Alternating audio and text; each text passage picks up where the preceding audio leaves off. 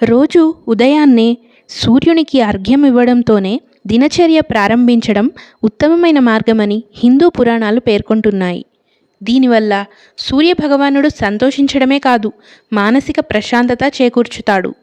అయితే అర్ఘ్యం ఇస్తూ సూర్యనమస్కారం చేసేటప్పుడు కొన్ని నియమాలను పాటించాలని పండితులు పేర్కొంటున్నారు. సరైన విధానంలో ప్రత్యక్ష దైవం సూర్యుడికి రోజూ నీటిని సమర్పిస్తే కేవలం ఆనందం పొందడమే కాదు, చుట్టూ మరింత అనుకూలమైన శ్రేష్టమైన వాతావరణం ఏర్పడుతుంది. దీనివల్ల మీతో పాటు మీ కుటుంబానికి ఆరోగ్యం, శ్రేయస్సు చేకూరుతుంది. బ్రహ్మముహూర్తంలో నిద్రలేచి స్నానం చేయాలి. అంటే సూర్యోదయానికి గంటన్నర ముందు మేల్కోవాలి.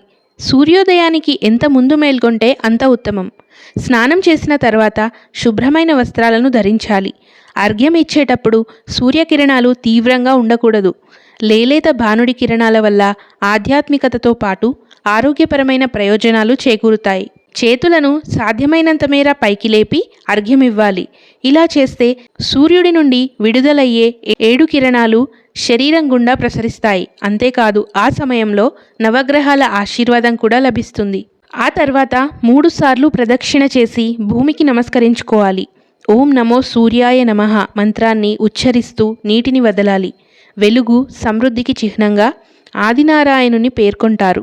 జాతక చక్రంలో సూర్యుని స్థానం బలహీనంగా ఉంటే ఆర్థిక, అనారోగ్య సమస్యలను ఎదుర్కొంటారు.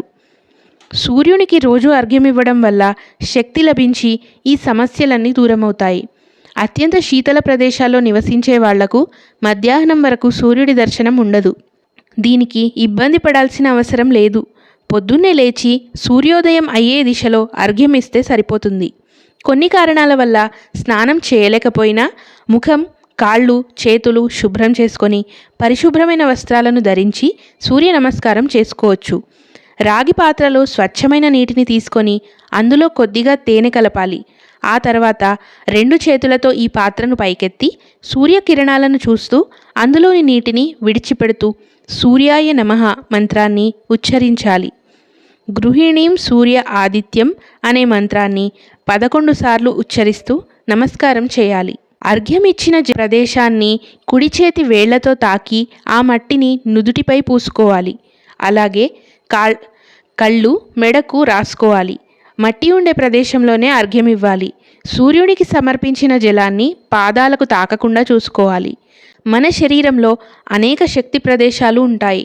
సూర్య నమస్కారం చేస్తూ మంత్రాన్ని ఉచ్చరిస్తే ఈ శక్తి ప్రదేశాలన్నీ ఉత్తేజితమవుతాయి.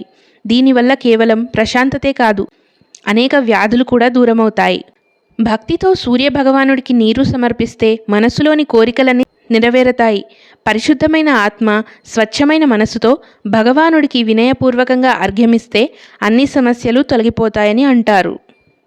ఈ వీడియో గనక మీకు నచ్చినట్లయితే లైక్ చేయండి మరియు షేర్ చేయండి. అలాగే మన ఛానల్ని ఇప్పటి వరకు సబ్స్క్రైబ్ చేయనట్లయితే సబ్స్క్రైబ్ చేసుకోగలరు. పక్కనే ఉన్న బెల్ ఐకాన్ని ప్రెస్ చేయగలరు.